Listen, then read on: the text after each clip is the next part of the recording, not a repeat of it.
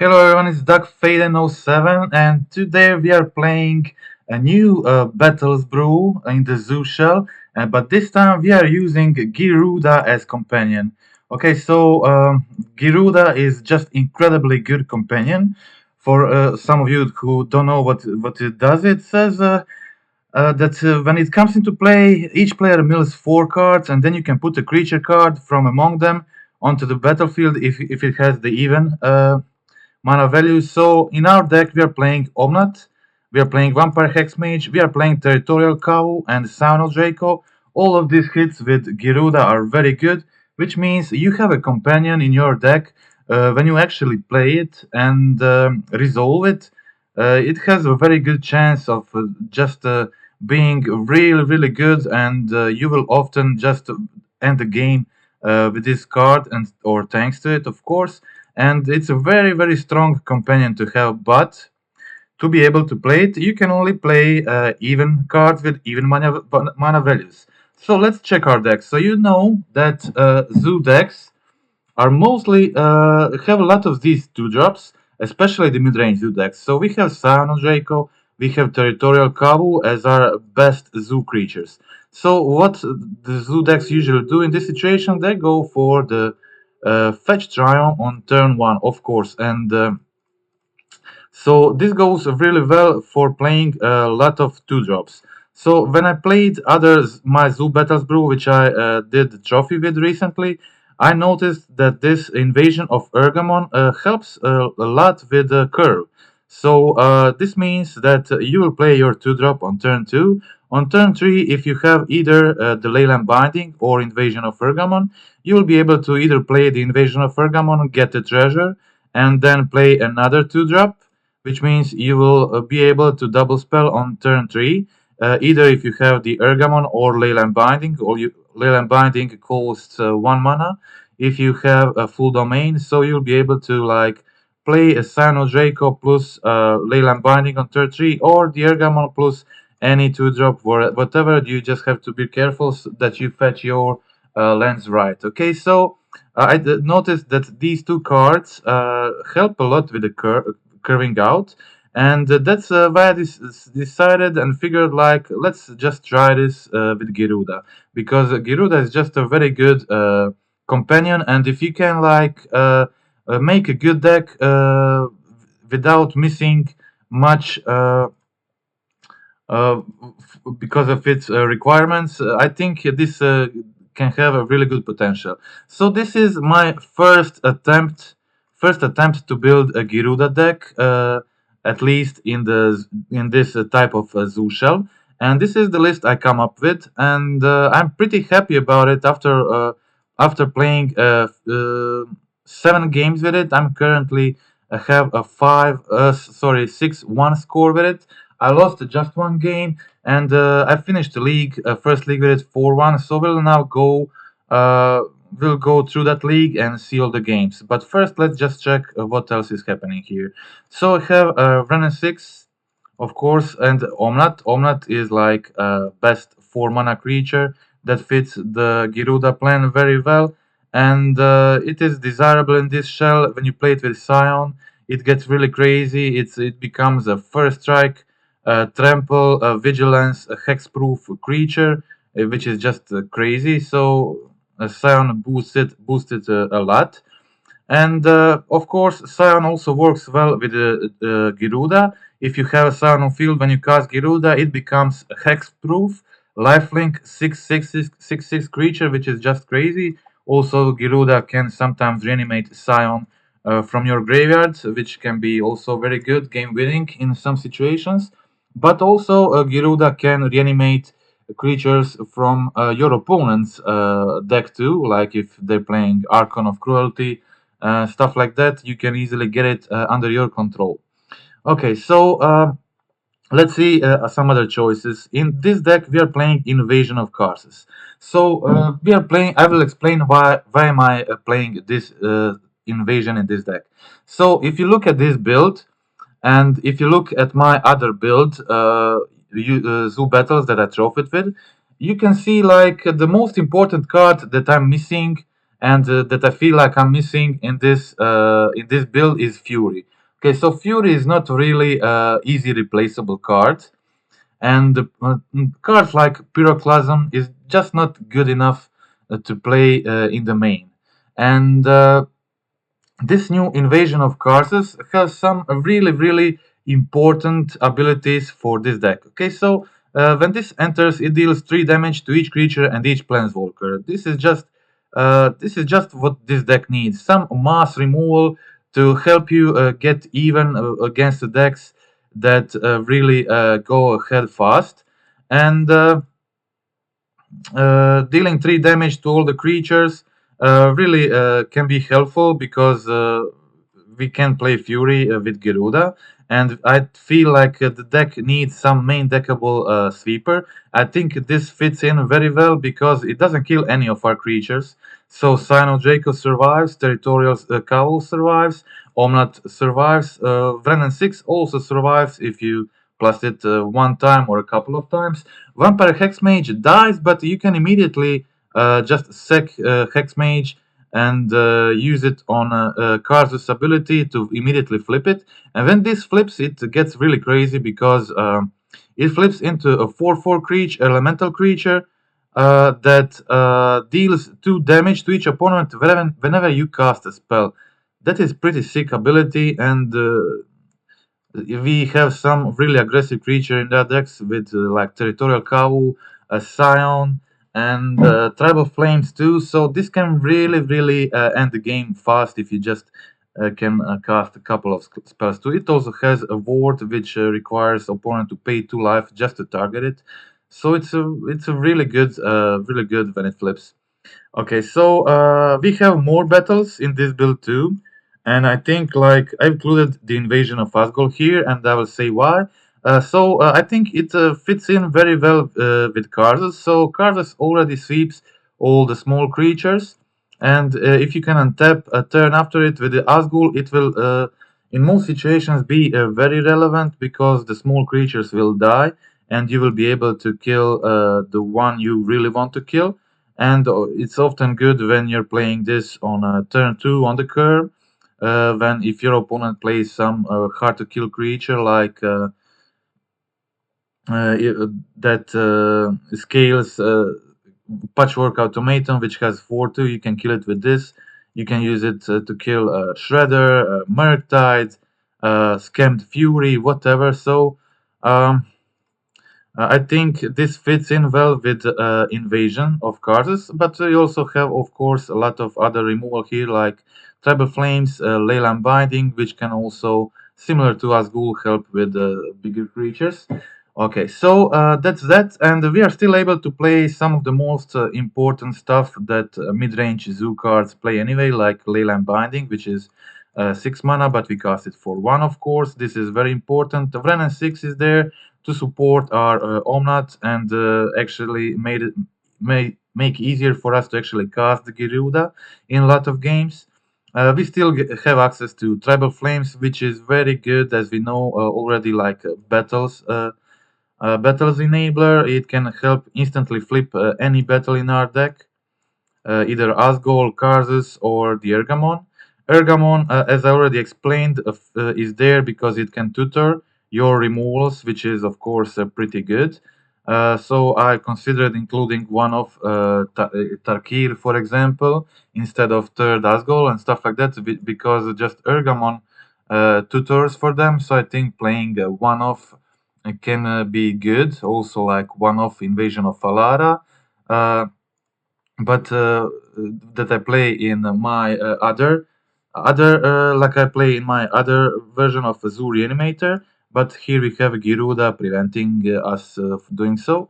And last but not least, we have also Chalice of the Void. I think Chalice of the Void fits in very well in this deck. We have no 0 drops, no 1 drops, so pretty important card. Rhinos are really popular now, and Living End is also gaining some popularity again. And I think this is also a very important card, of course, for the deck. And I think we got basically everything covered. There is a Boseiju in the main. To fight Blood Moon, two Bossages on the sideboard, also Tear Asunder, very good option to fight Moon. So we have 5 cards post board against it, but also Ergamon provides a treasure token which can make a white mana, so we can use the Leyland Binding also. I think the deck has a lot of solutions, and we get to play Orvar because this is a mid-range deck, and mid-range deck tend to not work well against creativity. But if you have such a good hate like Orvar, plus the engineered explosives, I think now the chances of actually beating them, I think it's really good. And that's it. Also have vampire hex mages here in the main, which can help flip us battles, of course, as already said. But it can also kill planeswalkers, which can be definitely pretty good. Okay, so that's that. And of course, still get to play Force of Figures, still get to play additional removal like Terminate, Rest in Peace as the best graveyard hit in the game. And the mana base is pretty much similar or the same as my other Zoo Battles brews I had so far. And I think I finished the league 4-1. I think we can now go to the gameplay. Okay, I just want to remind you to subscribe and comment on the video. And I just want to also mention that I just made a Discord channel, which where I'll be discussing all the brews, posting everything I play, and I'll be happy to discuss everything there, and also all the brews from all other users if I can help and stuff like that. So there is a link on my YouTube channel. You can click and join the Discord if you like, and there is also another link there for the Twitter. Okay, so that's it. I think we can now start gameplay.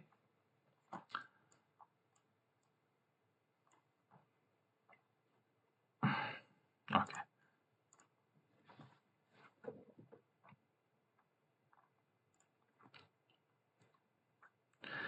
Okay, so playing second here, keeping a pretty good hand. Here I have the Brennan 6, Chalice of the Void, keep playing against scales. So two Leyland Bindings, Hex Mage, Chalice. All these cards are pretty good, but opponent is playing first, and they have a good start with a turn one scales, a turn two Saga into the Hangerback.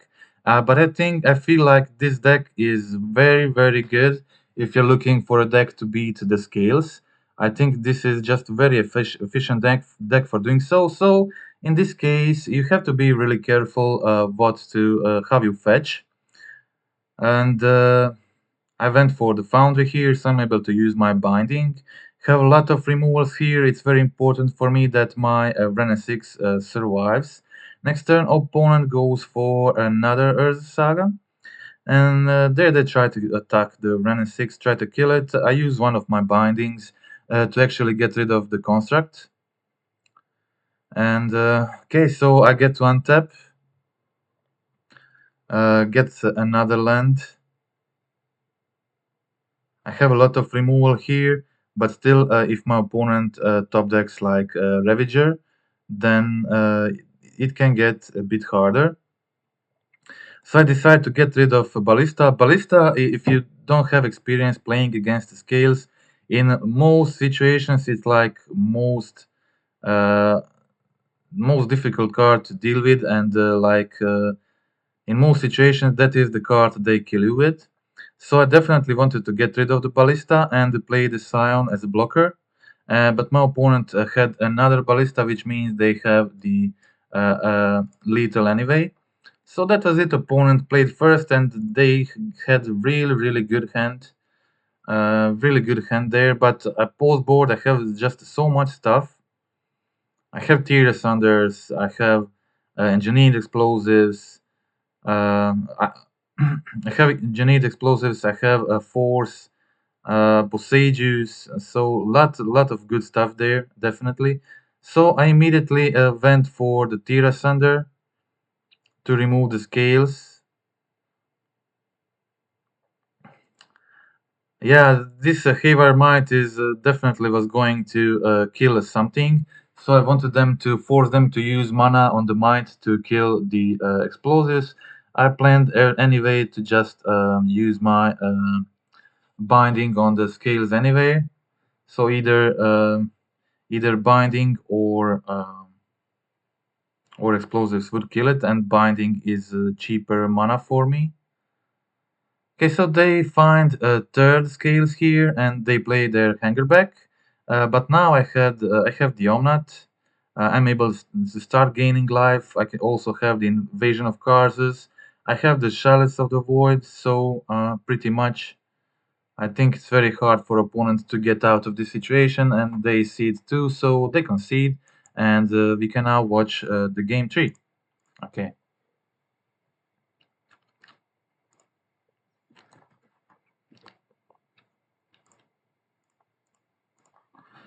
Okay, so game 3, as I said, definitely a bit harder, but I just have a lot of good stuff post board, and I just like need to get to this invasion of Karsus. And in the meantime, just get rid of the stuff that Karsus can get rid of. So I just pass the turn at this point, holding a lot of interaction here. My opponent goes for the Ravager, but I decide to exile the Hanger back in response, so they don't get the tokens or anything. And next, I'm now able to play. Land, then hold the binding again to to get rid of the Ravager before they play another creature. So they just go for the Zabaz here, and and I'm in no hurry to do anything. I have double Karsus. I could just go for the Karsus, but I was expecting them to use the Welding Jar here, so I just went for the Force first to make them use the Welding Jar, and then on my turn play the Karsus, and they just immediately concede to Karsus, and that's it. Okay, so let's go on to the next game.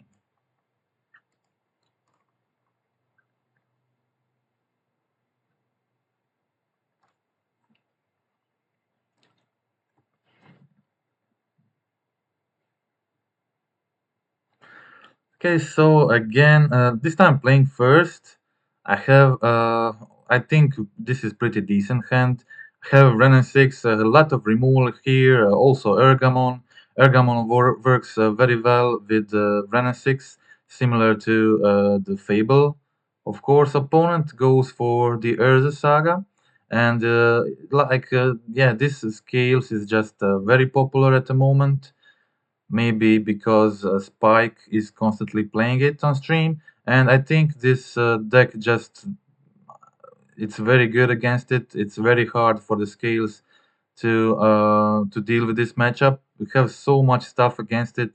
Like there is Invasion of Asgol for the automaton, flames, curses in the main, Ergamons, bindings, so much removal, and my two mana creatures like Kavu and Scion are also just so good in preventing their early pressure. So almost every card I draw is a problem for them. Okay, opponent goes makes another construct here, goes for another automaton and plays the welding jar.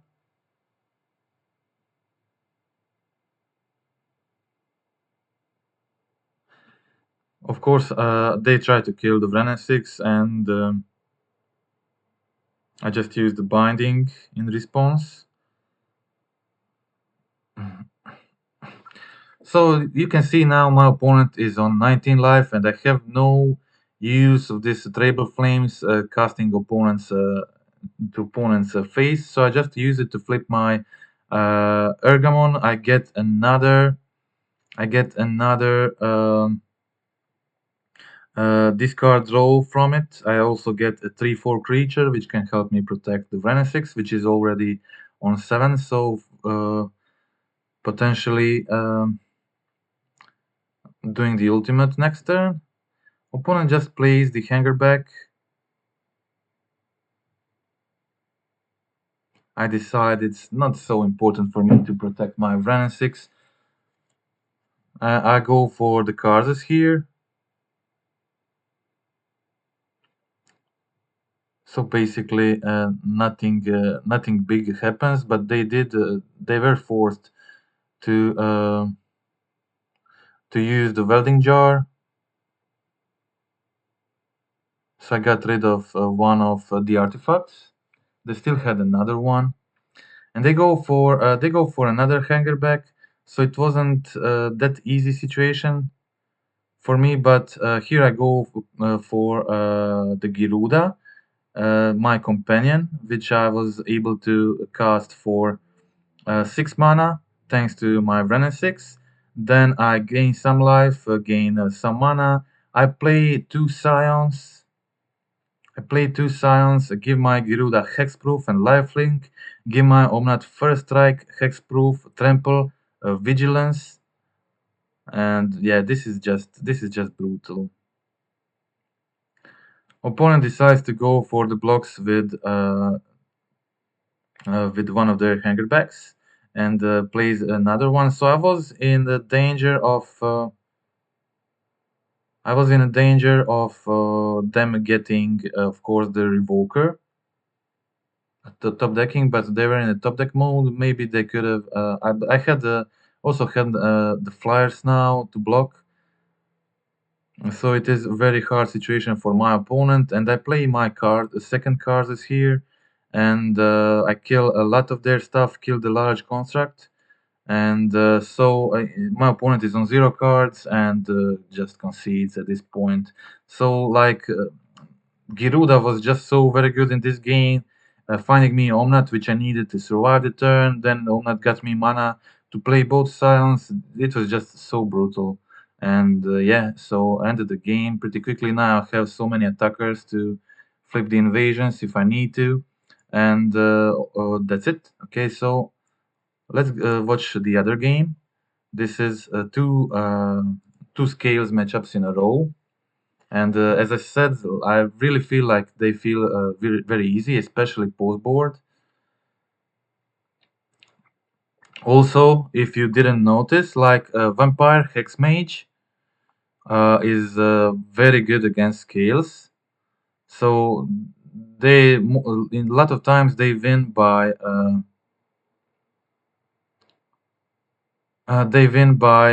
putting a lot of counters on one of their creatures, and the Vampire Hexmage just removes all counters from target permanent.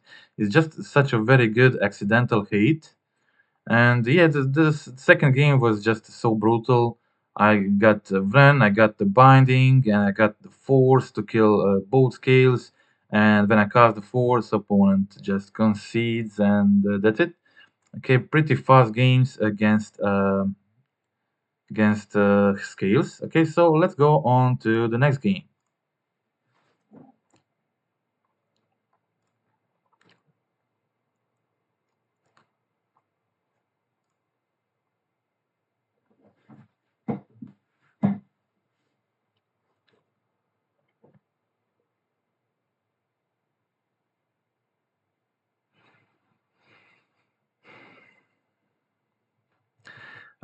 Here my opponent played first, and it was like a blue-red Murktide deck. They played, I think, few non-traditional cards in it. But I decided to immediately go turn 2 for the Chalice of the Void. This card is very good against all the Murktide decks, and they just play the Consider to enable their Dragon Race Channeler. So I find the Steam Vents here. I go for the Leyline Binding to play around a Spell Pierce, then play the Ergamon, and I also have a Forest here. So if they play like Blood Moon, I can go for the Ergamon here, make a treasure token, and be able to like clear it with. Uh, to fight Blood Moon better. I go for the Ergamon here. I have the Tribal Flames to kill the Murktide Regent, and my opponent concedes. So that was game 1. Let's watch the other win against Murktide.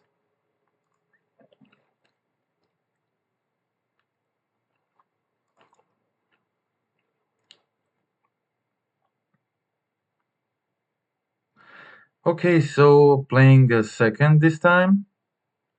I got again a similar strategy, just going turn one for the Savage Triumph and turn two fetching the forest. Sorry, I went for other strategy. This time I went for Zagot because I had a foundry.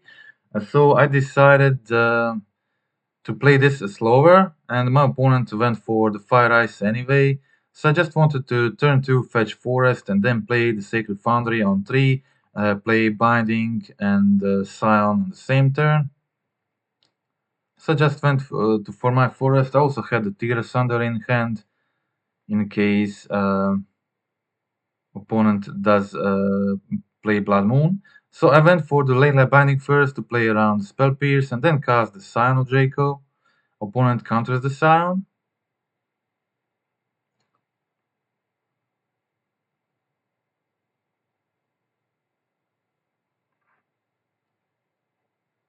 And yeah, they didn't have Delirium here, so they had to use double removal on the cow. And here I top decked the Omnat, and I was also really close to Gyruda at this point if I didn't have another threat. And my opponent plays the subtlety on my Omnat. I put it on top, but they just have two cards in their hand at this moment.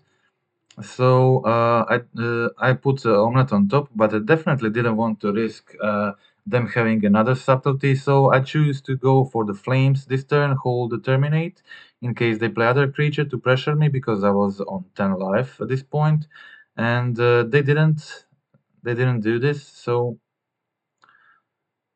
I was definitely planning on trying the Omelette next turn and didn't have. I didn't want them to draw a card from their fairy.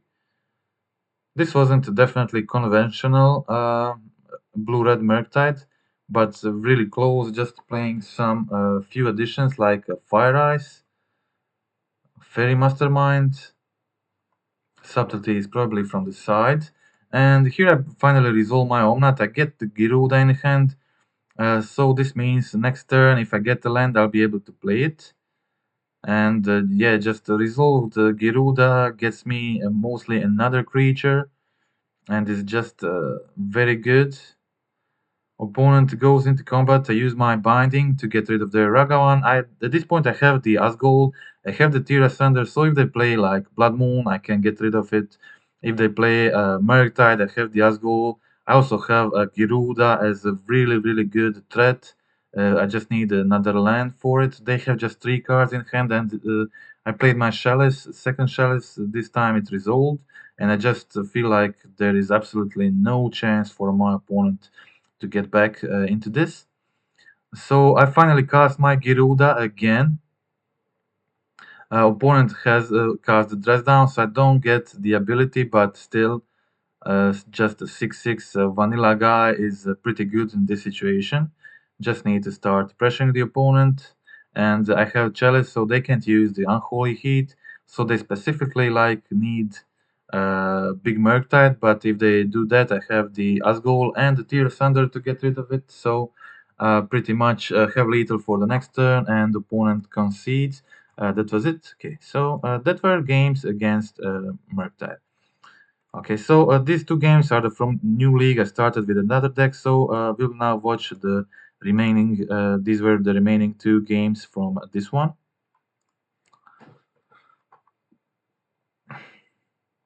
Okay, so this is win number 4 playing this, and we will watch the defeat in the end. This was against Tron deck. It wasn't usual. I think it was a Blue Tron. They had some. They had a lot of the prison elements.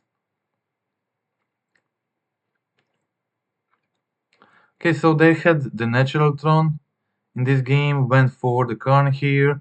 Put a snaring bridge on the field. So I can't attack it with the Kavu. Um, I find the steam vents. They had the spell guide, so I just decide to not do anything. They go for the Thundering Titan. Didn't really have much choice here, much to do, and they play Thundering Titan, which and my cow dies, which means this is GG. So I concede. That was a very quick, very good hand from my Tron opponent, and they quickly win this game one. So game two, I have a Boseiju Wren, a combo which is like very good against Tron stuff, and also have the Leyline Binding to get rid of their expedition map, stuff like that. There is Asgol, which kills the Planeswalkers, a Hex Mage kills them too. So I decided to go for the Binding first. Get back my fetch, and next turn I can go for double Boseiju if I want, but oh yeah, opponent already did Pitting Needle. So I just play my Omnat, draw a card. Just at this point, I just need to find a solution for the Pitting Needle, and I have a lot of them. So I play the Ergamon,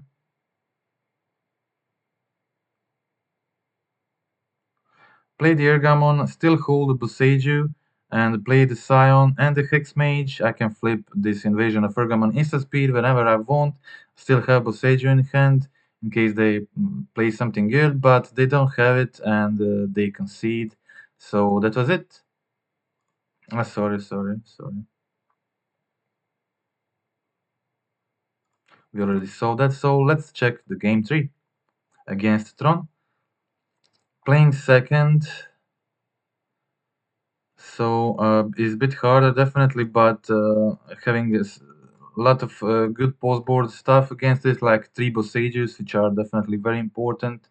I have the Tira Sanders, considering they're playing a lot of these lock pieces. Tira Sanders is pretty good there.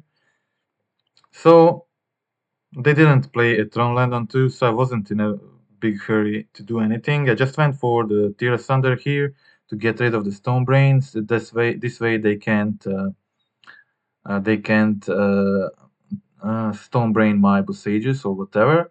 So they go for the expedition map there, play the find the Urza Tower, play their Karn, find the Ensnaring Bridge. But I was in a good position now. I was able to just like um, attack Karn with my Scion, play the Omnat to get the redraw. They have the Boseiju, but I don't really care because I have the I have the Boseiju in hand, so don't really care about bridge. I also found the explosives, so I decided it's much better to hold the Boseiju in hand and double flames my opponent to put them on 2 life, so I have lethal for the next turn. And that's it. My opponent didn't find a solution for my board, and that was the game. Okay, so let's check the one defeat.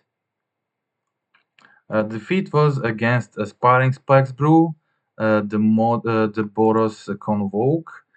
I also have a lot of stuff to fight that deck, like Invasion of Karzas is brilliant. But unfortunately, as you can see, I had it in my hand. I didn't know what I was playing against. I just saw the Giganta, and I decided that all my cards are great, so great.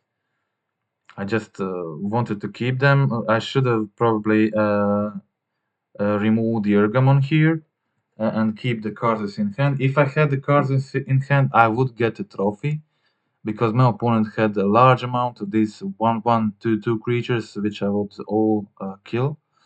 And I knew when they played the Trouble Inspector, I guess that they're definitely playing a new Spikes Brew. So I went for the Sacred Foundry to find the full domain, play the Chalice of the Void. So their deck plays incredible amount of one drops, like they have like more than 20 one drops, I think. And I didn't get a land here, even with the Ergamon, which was pretty unlucky considering I had the Omnat in hand and really wanted to get to mana to play it. And my opponent just perfectly played around Chalice of the Void, like like it's not even on the field. So I found Vren 6, but it was a turn late. Definitely. My opponent wasn't able, like, Bushwhacker was their only 1 mana spell. So Chalice basically didn't do anything. Uh, I needed cars here. That's why I kept, and I needed cars to kill a holder board. So if I just kept it in my hand, in my starting hand, I would probably be able to cast it now, and that means that I would like kill their entire board, untap with Omnat plus the Scion, and I think with the Chalice on one, I think that would probably be it. So really, really close. Okay, so I won in game two. I had everything like needed to all the removals. I had the explosives from the sideboard. Also had a chalice. Again, I played a chalice on my turn too, but yeah, it was basically like it didn't they didn't even care for it. They had the exact same a perfect start every game. Turn one Inspector into turn two Spirit into Ornithopter, and they even had the Loxodon, which is pretty insane start here. For the opponents, they really had the perfect hand. Luckily, they weren't able to go for the Bushwhacker because I had Chalice on one. So I they didn't attack next last turn, and I had the double flame, so I used it. I used double flames to get rid of the biggest creatures from opponent, and opponent played another Knight Tyrant. So I got finally cow on the field plus explosives. Explosives is killing most of their board right now, and they can't continue attacking with the Knight Errant and the Traben Inspector because my cow is just bigger and I'm on a lot of life. Plus, Chalice of 1 means they can't play most of their deck and they decide to concede. That was the game 2.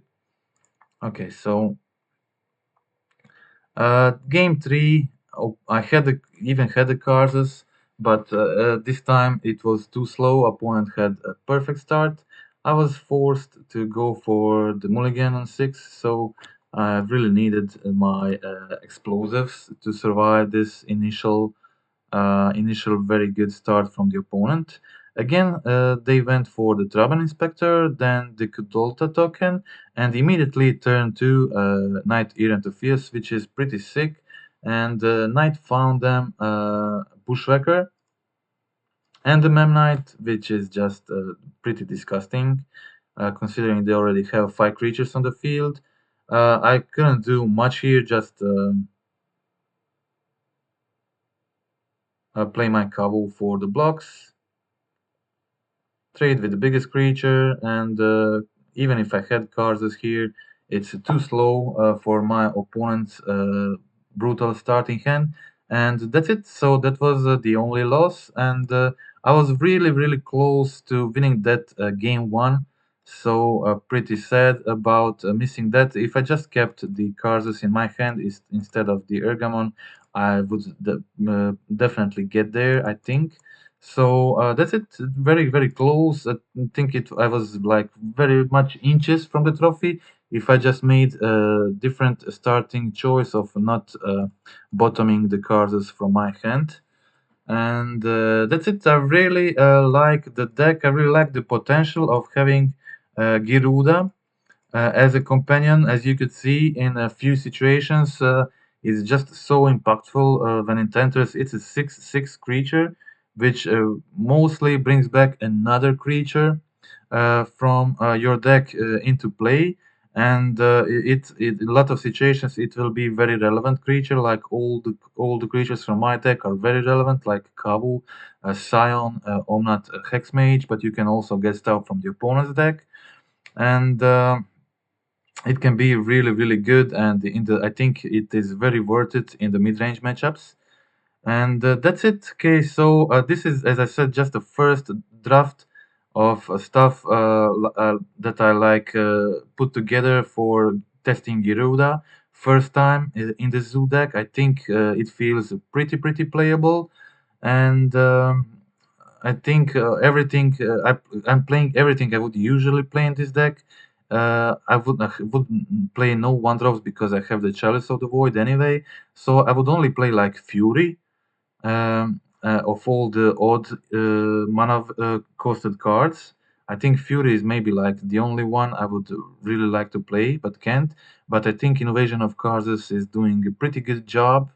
I think stuff like Pyroclasm is just not good enough to play in the main, and the Invasion of Cards is just pretty good. Also have all these enablers in my deck to flip it into insane 4/4 creature that quickly kills your opponent once it's on the field. But I think just playing this for 3 mana is often just so relevant that you don't even care about flipping this one. But if you can, of course, it can be great. And Shadows of the Void also just fits in the whole story very well.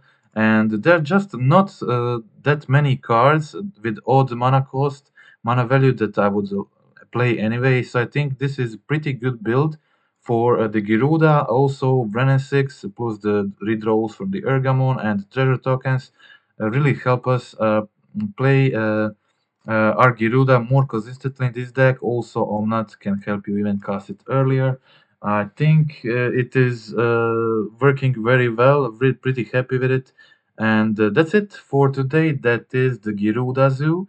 Tell me if it contents if you prefer the Gyruda version, all the or the ones on Zoo Battles, which I trophied with, or the Zoo Reanimator. Okay, so interested to hear which one of those lists are your favorite so far. And I have a lot more battle brews coming. I really enjoy playing these cards. I think they're really good. I just want to explore all the possibilities with them, and they like feel endless. There's just so many decks and archetypes which can use them, and each of them has a different power level in different build, and that's it. Okay, so I hope you like this one.